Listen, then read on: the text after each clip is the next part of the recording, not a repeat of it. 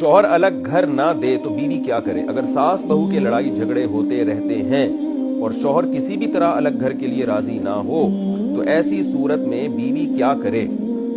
लेकिन सास बहू के तो पहले से झगड़े हो रहे हैं तो बीवी एक और लड़ाई शुरू कर दे वो शौहर के साथ, तो तीनों की लड़ाई शुरू हो जाएगी। 2 लड़ाइयाँ तो ऑलरेडी हो ही रही हैं। तो अगर शौहर के पास इस्तिताअत है अलग घर लेके देने की, अगर सास बहू के झगड़े हो रहे हैं तो शौहर पर लाजिम है कि वो बीवी के लिए अलग घर का इंतज़ाम करे। हमने बहुत ख़वातीन को पागल होते हुए देखा है।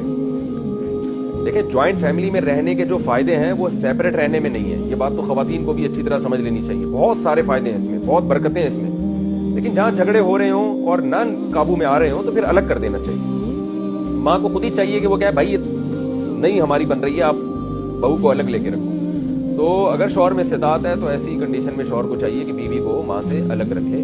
तो वरना 2 लड़ाइयाँ हो रही हैं तो तीसरी भी लड़ाई शुरू हो जाएगी। अब बाकी ये कि कैसे, यानी बीवी शौहर को कैसे समझाए, तो ये तो वो बीवी नहीं समझ रहे कैसे समझाए। वही मैंने तरीका बताया कि सास बहू की तो हो ही रही है लड़ाई, तो लड़ाई शुरू हो जाएगी तो इंशाल्लाह शौहर की समझ में शायद बात आ जाए।